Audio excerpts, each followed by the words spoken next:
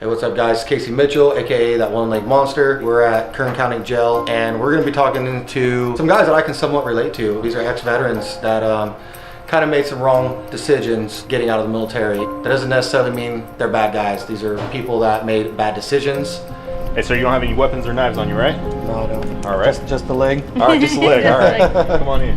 I'm gonna speak to them today and maybe shine some light on them. Maybe have them relate to me and see where I've been and what I've overcome to now have the success that I have. Now, let's see if we can change some of these guys' lives, at least change some of the thinking that they have going on in their heads, and show them some positivity and show them that, you know, there are people on the outside that care.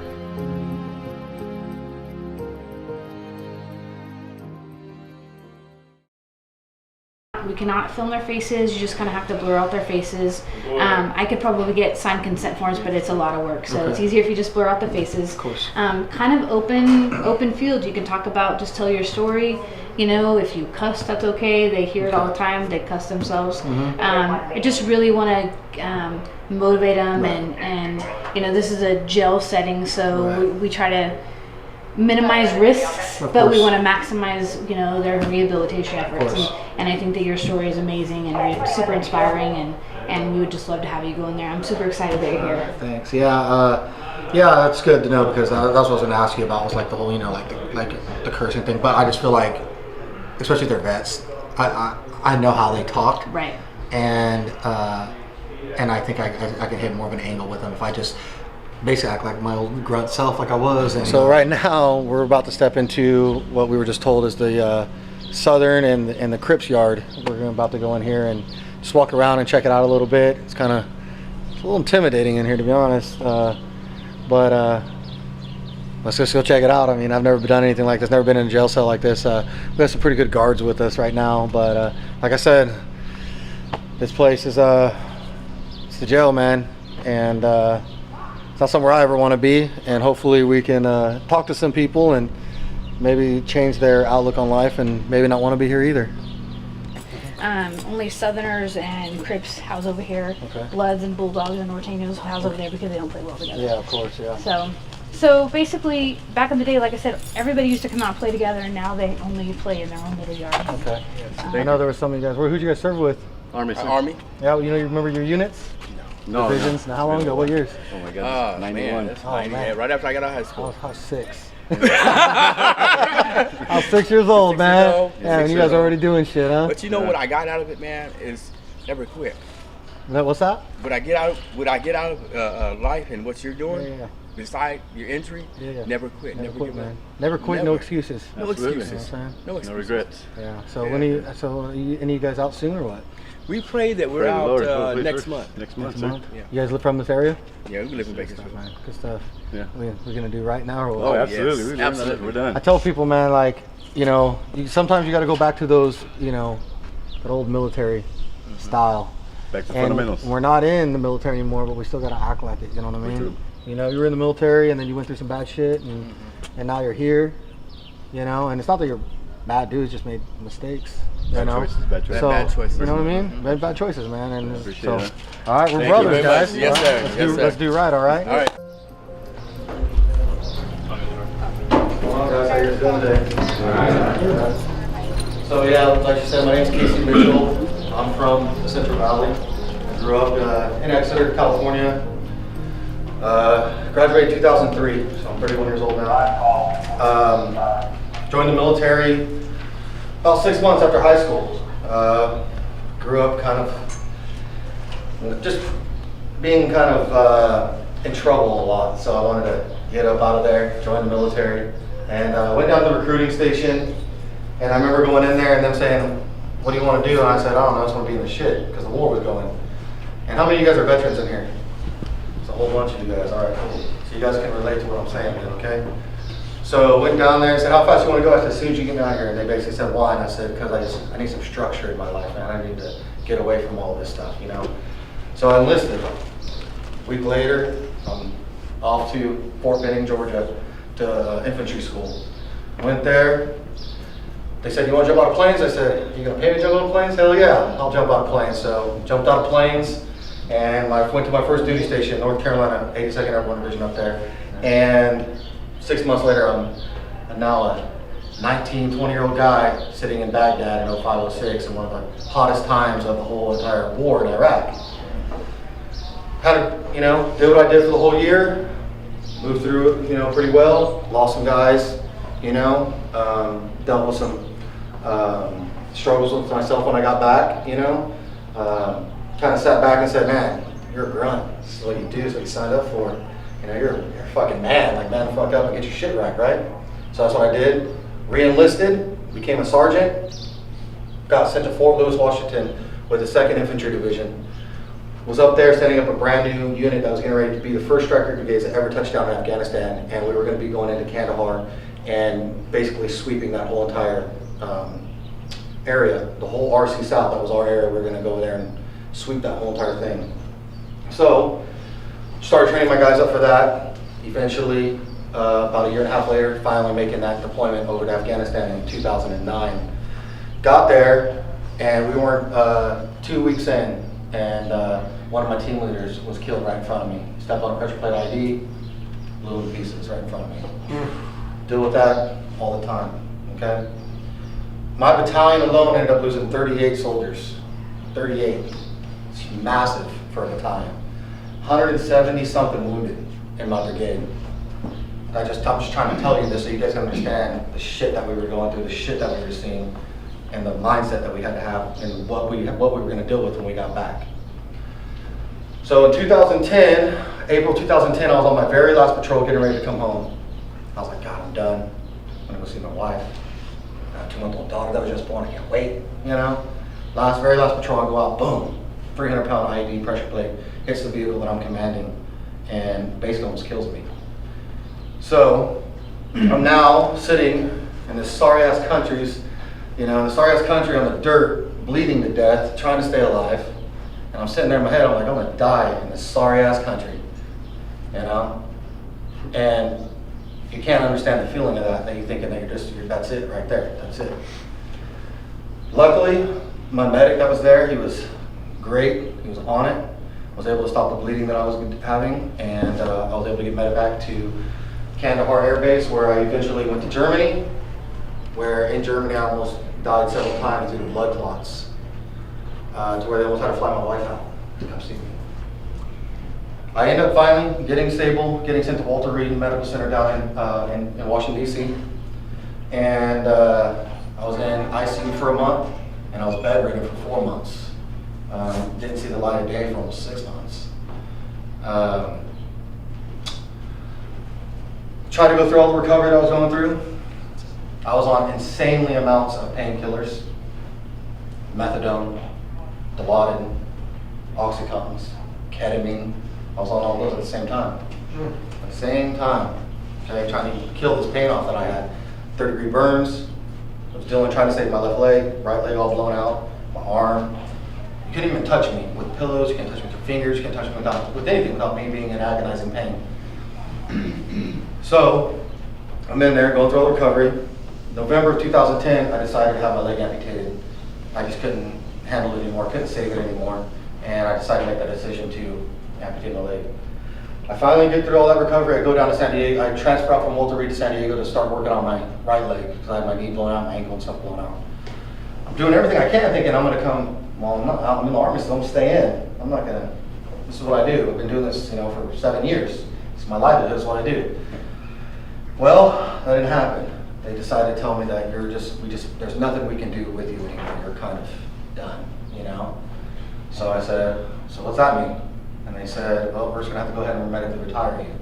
And I'm sitting there like, what the fuck am I supposed to do now? This is my life. This is what I did. Now I'm banged up, and I didn't look like I did now. I was 150 pounds. Skin being this tiny. I'm telling you, I looked sick. I couldn't move. I couldn't stand like this for long periods of time. I couldn't walk around very good for a long period of time. So, yeah, they said, you're out. I said, well, what am I going to do? I said, well, I guess I'll figure it out. So I retired. I decided to move to Bakersfield. My wife wants to become a nurse, so we knew they had a really good nursing school here. And we're all men here. I don't know the lie. I don't want no woman putting the bread on the table. I don't want to do that shit. You know what I mean? I want her to go do what she's going to do, but I don't want to be the one that's at home while she's out busting her ass. And you know what I mean? So I get back and I'm like, okay, I gotta figure out what I'm gonna do. She's busting her ass at school. Our daughter's in school. I'm sitting around not doing nothing. So I grew up working on dairies. So I was like, well, I'm gonna go back out and try to work on these dairies. So I drive around early in the morning and I go jump dairy to dairy trying to say, hey, can I work? You know, I need to make some money. You know, I'm not getting paid from the government yet. So I'm here, new city, no job, no money, and taking all my pain-killing medicine just to make it to where I could go to the job and stay on the job all day. And even then I couldn't. I wasn't capable of being able to stand for long periods of time, bend over real good, pretty much do anything real good, you know? So therefore the dairy thing was just totally out of the question. So I ended up going into a very, very depressed state. My body's been taken from me. I was an athletic guy. I was an MMA fighter for 5 years while I was in the military. My body's taken away from me. My career's been stripped from me. And now what? I'm supposed to sit my ass at home and not do shit? So I got depressed. I started using my painkillers, not for pain. I started using them to just put my mind in a whole different area. I literally remember sitting around, drinking Pepsi, drinking beer, eating Doritos, eating pizza, and fucking playing Call of Duty for 3 days straight one time because I was all high on Oxycontins that I was taking. I finally got lucky a year later, and I'm telling a year, you guys, this is a long time of your life to be just wasted, to just be thrown away because you can't get it back. The things that I've accomplished in a year that I think about now, and this last year what I've accomplished, man, what if I would have started another year? That year that I lost, what if I would have started then? Maybe I'd be completely somewhere else. Maybe I'd be way up higher than what I'm doing now. So I got lucky, okay? I had an eye-opening experience for me. My wife and daughter wanted to go to Disneyland, okay? I was like, yeah, let's go. You know, shit, why not? Me knowing that I probably can't walk Disneyland very good, I said, let's just go. Let's do it. So we did. It's my daughter's 3rd birthday. I want to take her, you know? It's the love of my life right there, you know? So we went. We went to do a 3-day thing at Disneyland. We stayed in Disneyland Resort, which is right on Disneyland. I mean, you walk outside, you're in Disneyland. I couldn't walk a fucking block without having to sit down. I started sweating profusely because I was in pain. I'm mad at myself. I start taking my pain pills. Doesn't work. So I sit there and just start taking them now. Now I'm just taking them to get my mind off this again. Now I'm walking around Disneyland, high as a kite, being an asshole, sweating, can't enjoy it. My wife and daughter are trying to have a great time, but you got some asshole walking around with you, you know, in pain and stuff, you know. And I remember just looking at my daughter and just being like, damn, I can't. I remember just I have a picture. I'm holding her and I'm just looking at her like, I can't enjoy this with her. And I said, you know what? Told my wife, I looked at her, I said, you know what? Fuck this. When I get home, I promise you, I'm gonna get my shit together. Got home, no joke. Right when we got home, because we only lasted 2 days at Disneyland, we didn't even do the full 3. Went home, went into my medicine cabinet, walked in, grabbed every pain pill that I had, hundreds of them, and immediately flushed them down the toilet. Why? Because if I didn't get rid of that toxic shit. It's gonna be sitting there, and I know it's in there. I had to get that shit out of my life. And I even went and took a step further. Got the Pepsi, got the Doritos, got the beer, threw all that shit out. And I know that sounds petty, you're like, fucking Pepsi. I needed to do that. I needed to do that because that was something that was holding me back. That was something that if I had maybe a little bit, maybe it brings me back to what I was doing. I had to get rid of all that shit. So I did. And I went through 3-4 days of hell, of withdrawals, sitting in a room, my house, in my bedroom, my wife trying to give me soup and whatever, cold flashes, heat sweats, everything, just sick as fuck. I'm sure some of you guys can probably know what I'm talking about, man. But I beat that out, you know? I got through it. I said, all right, now what? Now I'm gonna take my ass to the gym. I'm gonna get myself in shape. And I was only doing that for me and my daughter. Because I wanted to, next time I go to Disneyland, I wanted to walk that shit with her, you know what I mean? So I did. I started just going to the gym just for myself. That was my release. That was my Oxycontin, was that iron over there that was sitting over there. That was my shit. That's a great addiction to have, right? I mean, realistically, that's a pretty good damn addiction. Get all big, if you're single, go to the beach, look good for the ladies, you know what I mean? I just wanted to get myself in shape, so I did. And I went every day. And when I got there, I was insecure with my legs, my body. I wore sweatpants, didn't let nobody know, didn't talk to nobody, but I went there for me. And I finally ended up meeting a couple guys.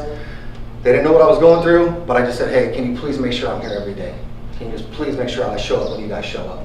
And they were like, we got you. And they did that for me. I ended up doing that. I ended up getting into some damn good shape. I had people coming to me like, dude, you're so motivational, man, what you're doing with your life, like going through what you've been through, and now you're doing this, and there's people that are so out of shape, and you're in here doing it, and they have no excuse. And I was like, damn, I like that, no excuses. That's the thing I use now, no fucking excuses, man. You have no excuses to not better yourself. Only you can control that shit. If I can do it, you can do it. Okay, that's what I tell these guys, especially the guys in the fitness industry with me. You know, there's people that they sit around and they get their handicap placard, and it's just they get a handicap placard because they're overweight. That's sad, man. It's sad. You know, if I can do it, you can do it. Okay. So I had all these people telling me, it's like, you should start a social media thing. Get yourself, you know, let people see what you're doing. The things you've overcome. You've overcome your job being taken from you. You've overcome drug addiction. You've almost almost had a divorce. So I've been almost through a divorce with my wife because I was an asshole. Okay? So I've been through it. I've seen traumatic shit happen. I've seen people die in front of me. I've lost my best friends. Okay? I've seen it. So I was like, well, maybe I'll start doing that. So I started using what I've been through and what I was now doing. I wanted to put it out there. It took me a long time to want to do that, man. That's some shit that I didn't want people knowing. I don't want my daughter, you know, 20 years from now looking on YouTube and be like, my dad was a drug addict, what the fuck? A real man puts a shit on the table, right? That's what I did, and that's what she's gonna know it as. I have this thing that I say, it's called leaving a legacy. I have a daughter. I don't have no son. I can't have no more kids. Where's my last name gonna go? Fucking nowhere.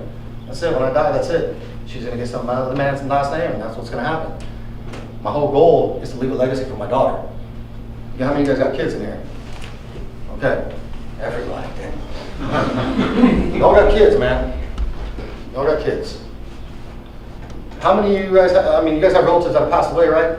How many times your ass has been down to their graveside? Let's not bullshit. My grandpa was one of my dudes, and I don't ever go see him enough. Okay?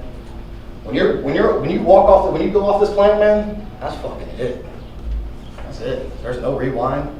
There's no you come back as a fucking tiger, you know? None of that shit's bullshit, you're done. You're fucking done, okay? And what I'm trying to tell you guys is leave a legacy with yourselves. Leave a legacy for your family. What do you want to be remembered as? That's what I started doing what I was doing. I want to do what I'm doing, and fucking 50 years from now, my daughter who has kids, like, check out your great grandpa. That was a bad motherfucker right there. He went through war. He came back. Look at all the people that he motivated. That's a legacy right there. You know what I mean? What do you guys want to be remembered as? That's what I want to be remembered as. I just want to be remembered as a bad motherfucker. Went to war for this country. Got blown up. Didn't let that shit stop me. Kept doing what I was doing. You know what I mean? I'll do everything and everything I can to make shit to where when I die, my daughter's so proud of me, to where my name's gonna be out there all the time. She can have another motherfucker's last name, but she'll remember my shit, and my great grandkids will remember me. Leave a legacy. Don't die and be forgotten. Who wants to do that? Who just wants to go on the ground? That's it. Okay? I'm telling you guys, I've been through it.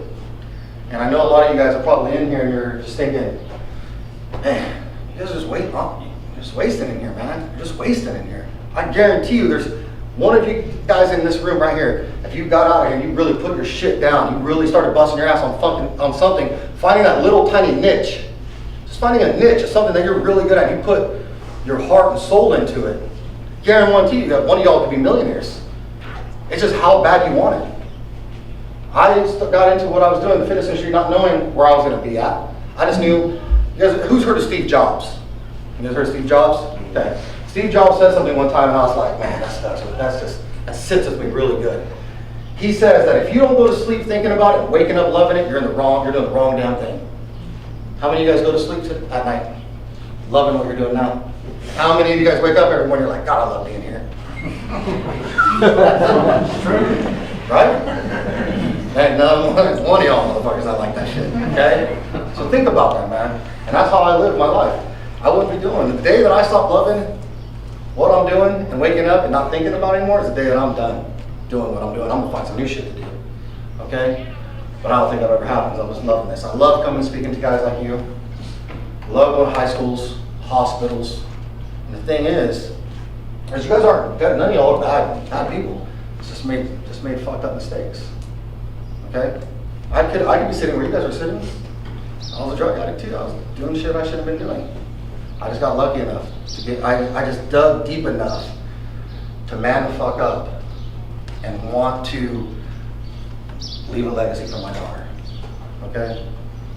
So, let's go back. I started the Instagram thing, social media. You guys Instagram? You guys know what I'm talking about, Facebook.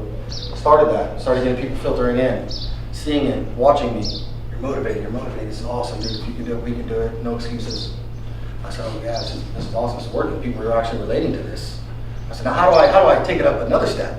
That's the key. You always got to keep outdoing yourself, okay? So how do I take it up another step? I said, you know what I'm going to do? I'm just going to get big as shit, as big as I can get, and I'm just going to move some heavy ass weight around. And I'm going to have literally a no excuses type of attitude. And I said, and I'm going to power lift. Powerlifting is bench press, squat, deadlift. For those of you guys. And I said, but people can see that. They can watch that. Now, an amputee, there's not many amputees that can squat. There's not. I said, well, not only am I going to power lift, I'm going to power lift in competitions against able-bodied athletes, guys that have been training for years. And people are like, what? I was like, yeah. I was like, not only am I going to train and compete, I'm going there to whoop their asses. I mean, how shitty are you going to feel when one-legged motherfucker comes to whoop your ass? You know what I'm saying? You're going to go back to the gym and work harder, okay? I did my first competition. It wasn't a full power. It was a push-pull bench press deadlift, and I ended up winning my competition in last January. I decided to sit there and do everything I can to become a full power lifter. That squat is a motherfucker, okay? And I've been training for the last 8 months, putting everything I have, putting my body through hell, all because it motivates people. And like I said, I want to leave that legacy for my daughter, okay? So the last 8 months I've been busting my ass doing it. And I am signed up for a competition right now in October, first week of October, to be the first amputee to ever do full power. And the things that everything's led to, you know, fitness magazine's calling me, Kern County Jail's calling me, school's calling me. Let me tell you guys something. Muscle and Fitness magazine called me. It's one of the biggest magazines ever, and Flex magazine. It's the biggest magazines in the world. Okay, this shit right here is more important to me than that shit. If they were to call me today and say, "Hey, can you come be in this magazine?" and it was today, I'd be like, "No, I got some shit going on over here." This is more important to me. You guys are more important to me. Just like as cliche as that sounds, it's never too late, guys, no matter what. All right? I would love to see some of you guys, man, just like get up out of here and just maybe my words hit you. What do you think, guys? Let's give them a round of applause.